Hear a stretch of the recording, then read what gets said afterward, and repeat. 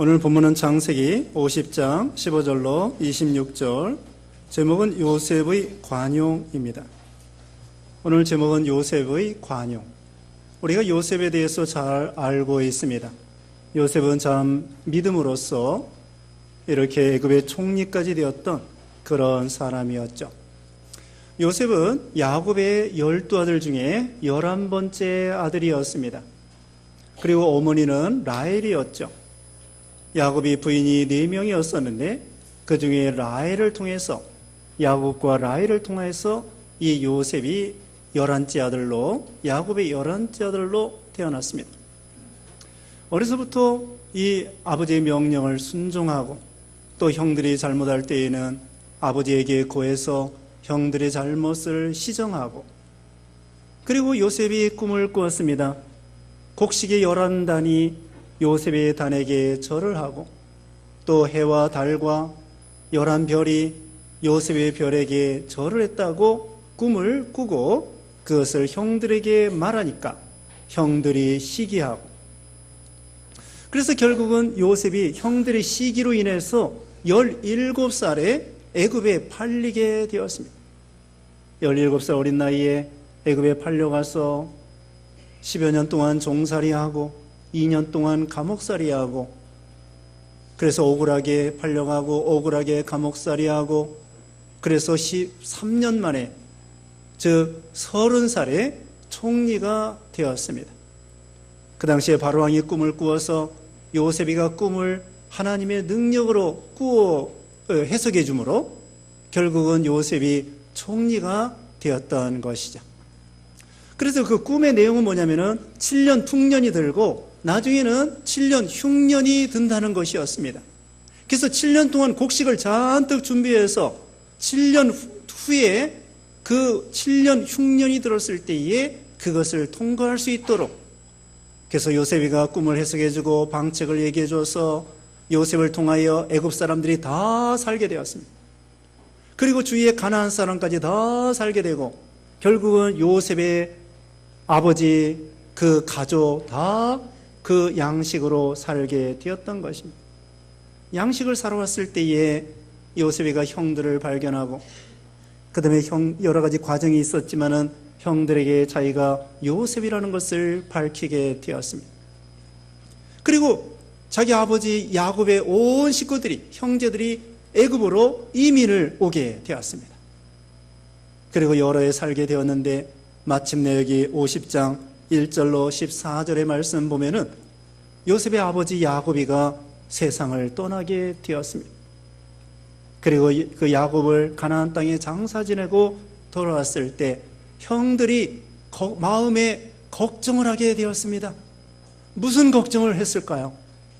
여러 해 전에 자기들이 요셉을 죽이려고 하고 애굽에 팔아버리고 이런 못된 짓을 했던 것이 마음에 가책이 되어서 아버지가 돌아가신 마당에 울타리가 없어서 요셉이 자기들을 원수 같지 않나, 죽이려고 하지 않나 염려를 하게 되었습니다.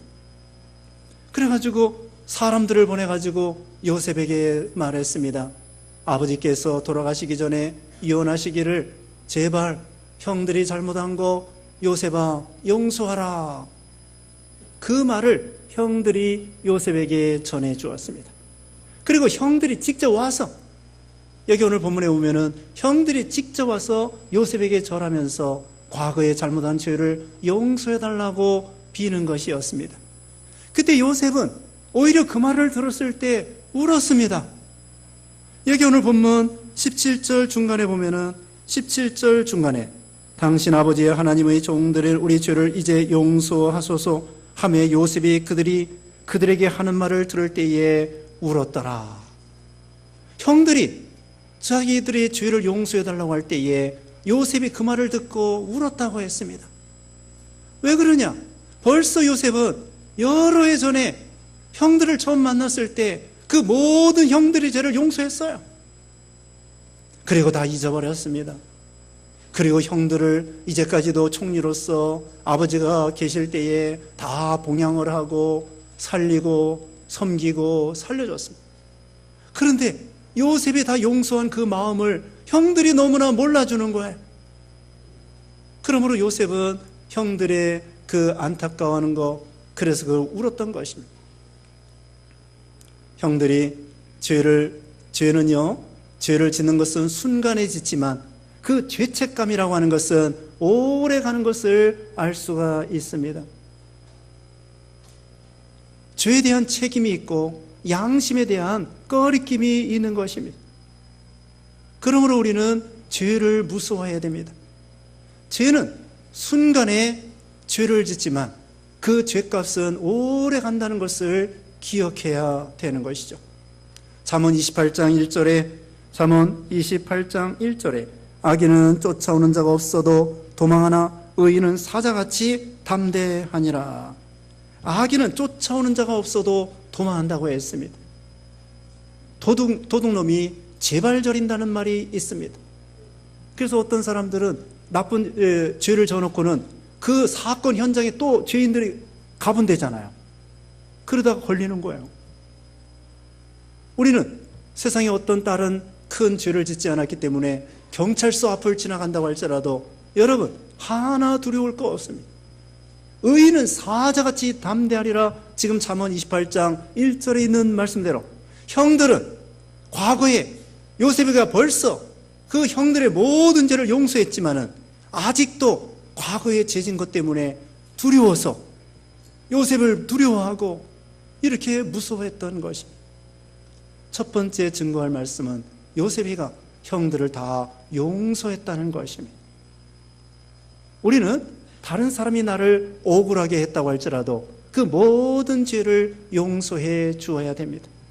얼마큼 용서해 줘야 될까요? 7번 용서해 주면은 대단한 용서라고 생각하겠죠. 그런데 예수님께서 베드로에게 그랬습니다.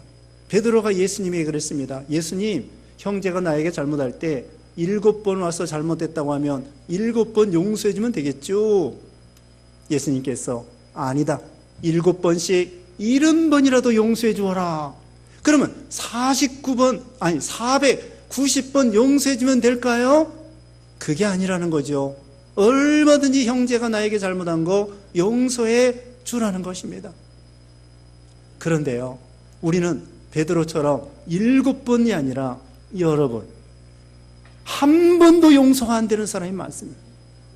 2번도 용서 안 되는 사람이 많습니다.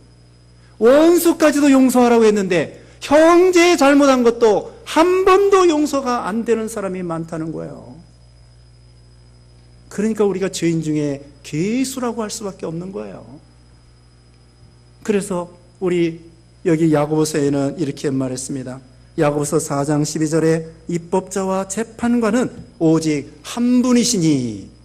우리 사람들은 모두가 율법의 준행자이지 율법의 재판장이나 입법자가 아니라는 거예요. 입법자, 법을 만드신 분이나 재판장은 오직 하나님만이 재판장이 되시고 입법자가 되시는 것이고, 우리는 재판장이 될 수 없습니다. 우리는 율법의 준행자가 되는 것입니다. 그래서 마태복음 7장 1절에도 예수님께서 말씀하시기를 비판을 받지 아니하려거든 비판하지 말라고 그랬죠. 그 비판이라는 것은 남을 정죄하고 재판하고 심판하는 것을 말하는 것입니다. 우리는 형제가 형제를 재판하고 비판할 자격이 없습니다. 재판장이 아닙니다. 오직 재판장은 하나님만이 재판장이고, 비판을 받지 아니하려거든 비판하지 말라, 재판을 받지 아니하려거든 재판하지 말라고 예수님이 말씀을 하시는 것입니다. 우리는 억울한 일이 있을 때 예수님과 같이 해야 됩니다. 베드로전서 2장 마지막에 보면은 욕을 받으시되 대신 욕하지 아니하시고 고난을 받으시되 위협하지 아니하시고 공의로 심판하신 하나님께 다 부탁하시고 친히 나무에 달려 십자가에 죽으셨다고 했습니다. 세상에 억울한 일이 많습니다. 애매하게 고난당하는 것 많습니다. 그러나 우리가 따져보면은 예수님만큼 억울한 사람이 어디 있겠습니까? 죄가 없으신데 감옥에 좀 잠깐 갇히는 것도 아니고 매를 한두 대 맞는 것도 아니고 제일 흉악한 살인 강도가 죽어야 될 십자가에 못 박혀 죽었으니 빌라도가 얼마나 삐뚤어 억울하게 재판을 했습니까? 그런데도 예수님께서는 다 맡기시고 오히려 자기를 못 박는 사람들을 향하여 저들의 죄를 용서해달라고 예수님이 기도했습니다. 스데반 집사도 예수님을 닮아가지고 자기를 돌로 치는 사람을 향하여 용서해달라고 했고, 얼굴이 천사와 같이 변하고, 그 다음에 내 영혼을 주님 앞에 부탁하나이다, 예수님이 하나님 우편에 서 계신 것을 보노라 그랬습니다. 그 옆에 누가 있었냐면요, 사울이 있었습니다. 사울이 스데반 집사 죽을 때 저놈은 마땅히 죽어야 돼, 그래놓고 찬성하고 그 죽이는 사람들의 옷을 맡았던 사람이에요. 그런데 예수 믿는 사람 이상하다, 돌에 맞아 죽으면서도 얼굴이 천사와 같이 변하고 오히려 자기를 돌로 치는 사람을 용서해달라고 기도하는 저 스데반이라는 저 사람이 도대체 누구냐? 그 양심에, 사울의 양심을 깨우치고 두드렸던 것이에요. 그러다가 다메섹 도상으로 갈 때에 예수님이 나타나서 사울이 예수님을 믿어 변화의 새 사람이 되어서 위대한 사도 바울이 된 것입니다. 그 바울이 회심할 때에, 회개할 때에 언제부터 마음이 여려졌을까요? 스데반 집사 순교당할 때에 순교당하는 모습을 통하여 원수까지도 용서해달라고, 나를 용서해달라고 그래? 사울이 그렇게 거기서 감동을 받고 예수님이 나타났을 때에 회심을 하고 위대한 사도가 된 것이었죠.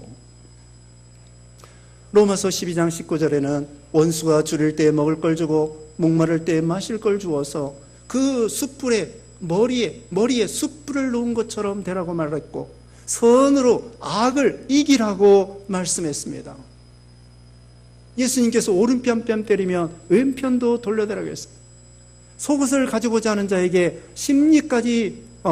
속옷을 가지고 오는 자에게 겉옷까지 주고 오리를 가자고 하는 자에게 심리까지 동행하라고 말했습니다. 저 사람이 한 대 때려? 그럼 나는 2대 때려야 됩니다. 내가 2대 때려? 저 사람은 3대 때려야 됩니다. 선으로 악을 이기라고 그랬습니다. 다윗이요, 사울왕 앞에 10여 년 동안 얼마나 그 고통 중에 쫓겨다니고 망명다니고 얻어먹고 다니고 굴에 숨어 다니고, 그래도 다윗이 그 사울을 죽일 수 있는 기회가 2번, 3번 있었지만 하나님이 기름 부음 받은 이 왕을 내가 내 손으로 죽일 수 있겠는가? 사울을 그 즉시 죽으면요, 한마디로 팔자가 피는 거예요. 고생할 필요 없어요. 원수, 하나님이 기회를 주셨는가 보다, 원수 갚자 그러면서 죽이면은 이제 쫓겨다닐 거 없고 도망 다닐 필요 없어요. 자기 금방 왕 돼요. 그렇지만 다윗은 하나님께 맡겼습니다. 하나님께서 알아서 해주시겠지. 그리고 끝까지 믿음으로 인내하고 용서했던 것이죠. 용서하면요, 내가 사는 것입니다. 그걸 기억해야 돼요. 용서하지 못하면은 내가 죽는 것입니다. 내가 병들어 죽어요. 내가 용서하지 못하면은 내가 병들어 죽습니다. 또 막말로요, 내가 살기 위해서 용서해야 됩니다. 다른 거 다 집어치우고 용서하는 것은 왜 그러냐? 내가 살기 위해서. 내가 용서해 주지 못하면은 그 과거의 죄에 얽매이게 되는 것입니다. 내가 그 나를 나쁘게 했던 사람들을 똑같은 죄를 짓는 것입니다. 똑같은 죄를 짓고 과거에 얽매이게 되고 미래를 향하여 나가지 못하고 성령의 감동을 받을 수가 없고 은혜를 받을 수가 없고 하나님의 말씀과 성령의 은혜를 받을 수 없고 신앙이 떨어지게 되는 거예요. 그렇지만 용서할 때에 예수님을 닮아가는 거고 성령께서 역사하고 은혜가 되고 그 다음에는 심령이 자유와 해방을 받게 되고 그 다음에는 내가 살아가는 거예요. 막말로 내가 살기 위해서 용서해야 됩니다. 내가 살기 위해서 용서해야 돼요. 어떤 사람은 사기당했다고 해가지고 그 사람 미워하다가 병들어 죽으면은 그 재산 무슨 소용이 있어요? 내가 살기 위해서 용서해야 됩니다. 우리에게 이 세상에는 억울한 일이 많이 있습니다. 어떤 사람은 음주운전하는 사람한테 당해가지고 차가 망가지고 식구가 죽고, 어떤 사람은 화상을 입어가지고 나는 운전 잘했는데 저쪽에서 음주운전해가지고 내 가정을 망치고 내 인생을 망치고. 용서해야 됩니다. 어떤 사람은 저기 조선족 교포인데 허리 수술하러 들어갔다가 지방병원에서 수술을 잘못해가지고 지금도 누워있어요. 50몇 세 됐는데. 허리 수술 잘못해가지고 의사가 어떻게 신경을 건드려가지고 하반신 마비가 되어서 50몇 세 된 아주머니가 누워있습니다. 평생 누워있어야 돼요. 이 왜 이렇게 억울한 일이 있을까요? 세상에는 억울한 일이 많습니다. 이거 다 하나님의, 이제 방금 뒤에 이제 나오지만은 우선 용서해라고 했습니다. 용서. 우리가 이스라엘 사람들이 최근에 그 2차 세계대전 때 히틀러에 의해서 자기 민족이 얼마야? 600만 명? 600만 명이 가스에 의해서 죽임당했습니다. 그거 다 용서하는 거예요. 용서는 하되 기억 잊지는 말자 그랬잖아요. 우리도 일본 사람들한테 당한 거 용서하고 잊지는 말고 기억하고 다시 재발을 방지해야 되겠죠. 속에 속상하면 안 됩니다. 일본 사람들한테 속상하지 말고, 독도 때문에 스트레스 받지 말고, 용서는 하되 기억을 해서 재발을 방지하고. 자, 첫째로는 용서해야 됩니다. 두 번째 말씀드릴 것은 하나님의 주권을 믿으라는 것입니다. 20절 말씀에 당신들은 나를 헤아려 하였으나 하나님은 그것을 선으로 바꾸사 오늘과 같이 많은 백성의 생명을 구원하게 하시려 하셨나니. 형들은 요셉을 해하려고 팔아버렸지만 하나님은 그걸 선으로 바꾸셔가지고 요셉이 꿈을 해석하여 총리가 되므로 요셉을 통하여 아까 말씀한 것처럼 애굽 사람 다 살려, 가나안 사람 다 살려, 동달아 자기 가족을 다 살려, 민족을 다 살려. 얼마나 하나님의 은혜로 꿈 한번 잘 해석해가지고 말씀을 잘 해석해서 많은 사람들을 구원하게 되었죠. 형들이 요셉을 시기에서 팔아버렸지만 하나님께서는 자기 민족을 구원하려고 앞서 애굽에 보냈다는 거예요. 여기 바로 앞에 45장에 나와 있습니다. 찾아보겠습니다. 45장 5절 말씀에 45장 5절에 당신들이 나를 이곳에 팔았다고 해서 근심하지 마소서, 한탄하지 마소서. 하나님이 생명을 구원하시려고 나를 당신들보다 먼저 보내셨나이다. 먼저 나를 이곳에 보내신 것입니다. 45장 8절 말씀에 그러니 나를 이리로 보낸 이는 당신들이 아니요 하나님이시라. 하나님이 나를 바로에게 아버지로 삼으시고 그 온 집의 주로 삼으시며 애굽 온 땅의 통치자로 삼으셨나이다. 당신들이 아니요 하나님이 나를, 당신들을 통하여 이 애굽에 보낸 것입니다. 하나님의 주권을 믿는 것입니다. 우리가요 지금 이 순간에서 과거에 일어나는 모든 일은 하나님이 허락해서 된 것입니다. 좋은 일뿐만 아니라 안 좋은 일도, 육신적으로 고난과 역경과 힘든 일이 있어도 과거에 실패와 또는 질병이나 사건이나 사고나 억울한 일이나 힘든 일, 그런 일이 있다고 할지라도 과거에 일어난 모든 일은 하나님의 주권대로 된 거예요. 하나님의 절대 주권으로 이루어진 것입니다. 하나님은요 참새까지도 주장하고 우리 머리카락까지도 다 주장하시는 하나님이십니다. 이 세상에는요 우연이 없습니다. 우연이 없습니다.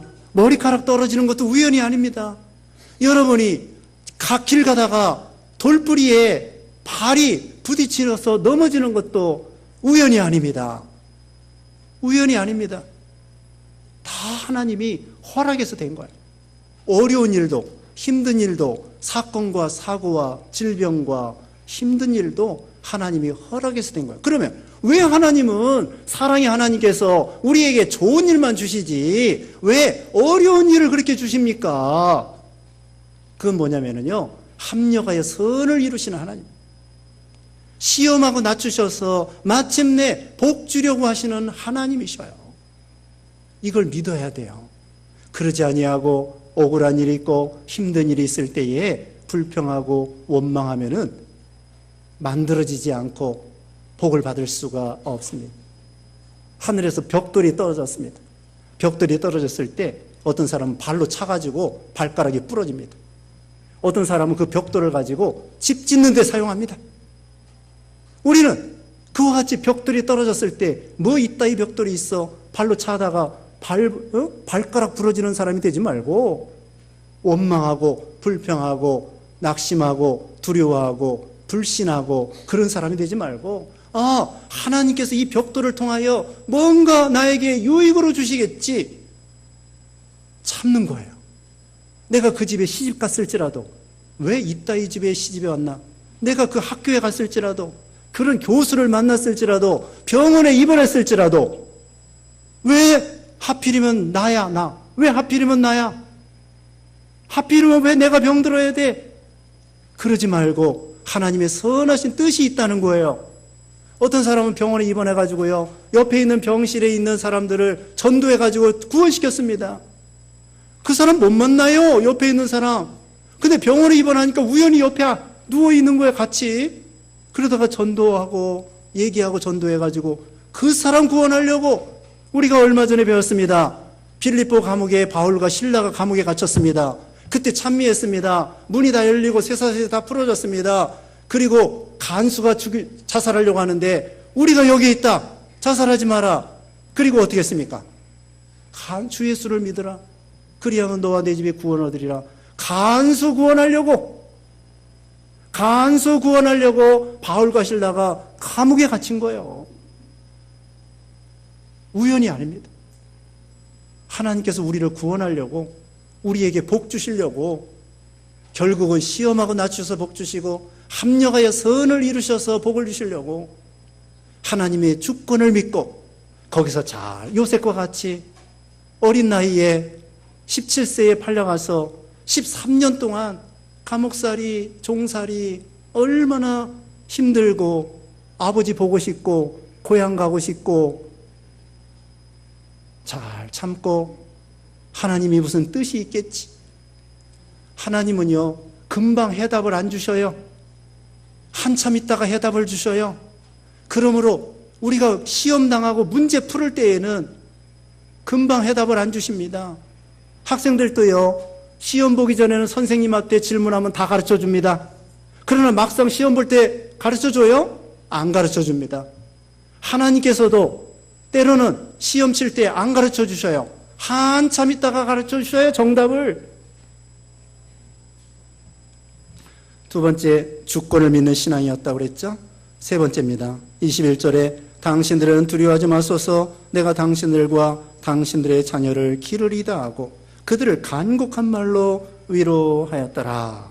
세 번째로는요, 섬기는 신앙입니다. 섬기는 신앙.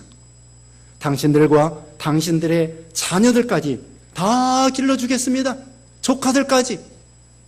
어떤 사람은요, 예전에 시골에서 있다가요, 형님이 먼저 여기 서울에 와가지고 돈을 잘 벌었어요. 그래가지고 동생 뭐 다 데려다가 공부시키고 출가시키고 자기 가문을 다 살렸어.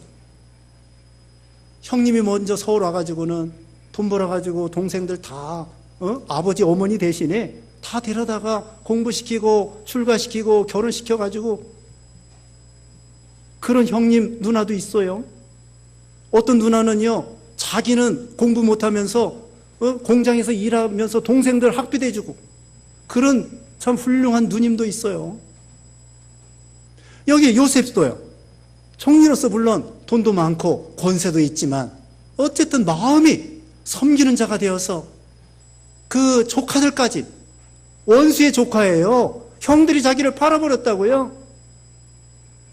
그런데 형들 다 먹여 살려, 동생들 먹여 살려, 조카들 다 먹여 살려, 손자 손녀들 다 먹여 살려. 이게 위대한 요셉이죠.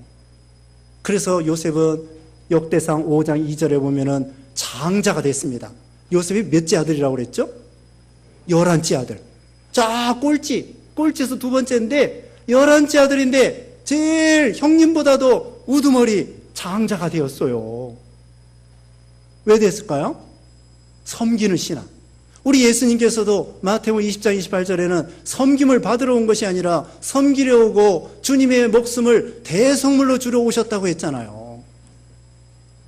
그래서 예수님은 이 세상에 많은 이 택한 백성들을 다 섬겨주신 거예요. 발 씻어주시고 죄 씻어주시고 낮아지시고 섬겨주시고. 그래서 하늘나라는 누가 큰 자예요? 섬기는 자가 큰 자입니다. 우리도 이제는 섬기는 자가 돼야 돼요. 이제는 언니, 형님이 됐습니다. 맨날 대접만 받으려고 하고 그러지 말고요. 뭐래도 하세요. 설거지도 하고 차량 봉사도 하고 또 안내도 하고 아이들 가르치기도 하고 휴지도 줍고 청소도 하고 쓰레기도 줍고 할 일이 많아요. 또 기도해주고 이렇게 다 섬기는 것입니다. 제가요 지금 여러분에게 설교하는 것도 섬기는 거예요. 설교 준비하느라고 기도하고 성경 보고 책 보고 연구하고 시간 보내고 다 섬기는 거예요. 신방하고 섬기는 거예요. 여러분을 위해서 축복해주고 기도해주는 거 섬기는 거예요. 그래서 우리는 섬기는 사람이에요. 섬기는 사람. 이제는 언니, 형님이 되었습니다. 대접받으려고 하지 말고. 자, 가정에서 누가 제일 많이 대접받아요? 깐난애기야, 깐난애기. 엥 하면은 저기 젖주고 또 엥 하면은 또 기저귀 갈아주고 왕이야, 왕. 그런데 제일 애기란 말이에요. 섬기는 자가 큰 자예요. 예수님은 목숨까지도 버려주면서 우리를 위해서 섬겨주셨단 말이죠. 섬길 수 없는 사람을 섬기고 봉사할 수 없는 사람을 봉사하고. 그 다음에 끝으로 22절에 요셉이 그의 아버지의 가족과 함께 애굽에 거주하여 110세를 살며 에브라임의 자손 3대를 보았으며 므낫세의 아들 마길의 아들도 요셉의 스라에서 양육되었다. 그래가지고 나중에 요셉이 여기 25절 봅니다. 25절에 요셉이 또 이스라엘 자손에게 맹세시켜 이르기를 하나님이 반드시 당신들을 돌보시리니 당신들은 여기서 내 해골을 메고 올라가겠다라 하였더라. 요셉이 110세의 죽음에 그들이 그의 몸에 향재료를 넣고 애굽에서 입관하였더라. 끝으로는요, 요셉은 가나안 땅에 대한 소망을 가지고 그 신앙을 자기 자손들에게 유언해 준 것입니다. 요셉은 지금 죽으면서 그 자손들에게 그랬습니다. 내가 죽으면 입관해라, 입관. 매장이 아닙니다. 입관만 하고 그냥 집을 져놓고 거기다가 안치해 놓는 거예요. 여기 끝에 26절에 보면은요, 향재료를 넣었다고 했습니다. 애굽 사람들은 옛날부터요, 미라 잘 만들어, 미라. 이 사람들은 시체가 썩지 않는 것을 영생이라고 생각해요. 그게 아니죠. 예수 믿어야 영생인데 이 사람들은 시체가 썩지 않는 것이 영생이라고 생각해서 거기다가 향재료를 잘 넣어가지고는 시체가 썩지 않도록, 요셉의 그 시체도 썩지 않도록 이렇게 미라를 만들어 놓고, 그 다음에 매장하는 것이 아니라 입관만 하고서는 집을 져놓고 거기다가 안치해 놓았습니다. 그리고서는 나중에 내가 이제 죽은 다음에 하나님께서 언젠가는 너희를 권고해서 우리의 그 고향 가나안 땅에 들어가게 해 주실 것이다. 너희 조상 아브라함과 이삭과 야곱에게 약속했던 가나안 땅에 하나님이 들어가게 해 주실 것이다. 이 요셉은 가나안 땅에 대한 소망을 가지고 나갔습니다. 이건 뭐냐? 오늘날 우리에게는 구원과 천국에 대한 소망이에요. 요셉이가 이런 신앙을 가지고 우리의 시민권은 하늘에 있다고 그랬잖아요. 그리고 자기 자손들을 일깨우는 신앙이에요. 10년, 100년, 200년, 300년. 요셉이가 죽은 다음에 300년 동안 그 이스라엘 백성들이 관을 볼 때마다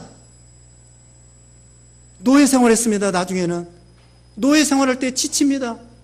아니, 하나님께서는 요셉에게 약속하고 아브라함과 이삭에게 약속해가지고 저 가나안 땅 들어가게 준다고 했는데 왜 우리는 이 애굽에서 이렇게 노예 생활하고 괴로운 생활을 하게 될까? 하나님의 약속이 정말 이루어질까? 그렇게 의심하고 낙심할 때에 지나가면서 요셉의 관을 보면은 우리 조상 요셉이 뭐라고 했느냐? 분명히 가나안 땅으로 우리를 인도해 주신다고 하지 않았느냐? 그걸 깨우침을 당하는 거예요. 요셉의 관이, 요셉의 해골이 이스라엘 백성들을 300년 동안 깨우친 거예요. 우리도 이런 신앙이 되어야 됩니다. 우리도 우리 자손들에게, 요셉은 증손자까지 보았습니다. 여기 23절의 말씀 보면은 요즘에요, 오래 살기 때문에 80세, 90세 살면은 증손자 보는 경우가 종종 있습니다.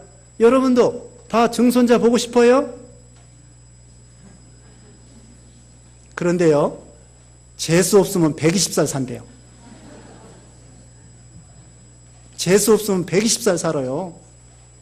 병원에 가면 맨날 살려놔가지고, 아파가지고 120살 사는 건 재수 없는 거예요. 그러나 건강하게 오래 사는 건 좋은 건데요, 우리가 믿음으로 장수해서 증손자 보고 그냥 증손자만 보는 것이 아니에요. 여기 요셉은 뭐냐? 후손들을 깨우치는 거예요. 우리는 가나안 땅이 있다, 천국이 있다, 아브라함과 이삭과 야곱이 조상이다, 우리 여호와 하나님이 있다, 하나님이 인생의 모든 걸 주장하시고 창조주이시다. 그 후손들에게 또 가르치고 또 가르치고, 오늘날 우리에게는 예수님을 통하여 십자가가 있다, 부활이 있다, 구원이 있다, 영생이 있다, 하나님을 경외하여 구원받는다, 말씀을 순종하여 축복받는다. 증손자 그냥 보기만 하지 말고 지금 말씀드린 거 가르치세요. 후손들을 일깨우세요. 그럼 우리가 죽은 다음에도 그 아이들의 귀에 못이 박혀가지고, 우리 할아버지 할머니가 뭐라고 했는가, 하나님 말씀 순종하여 축복받는다고 했구나. 그게 못에 박혀가지고, 그래, 그게 신앙의 유산이에요. 베드로후서 1장 15절에 내가 힘써 너희로 하여금 내가 떠난 후에라도 어느 때에나 이런 것을 생각나게 하려 하노라. 베드로가 제자들에게 그렇게 말씀한 것입니다.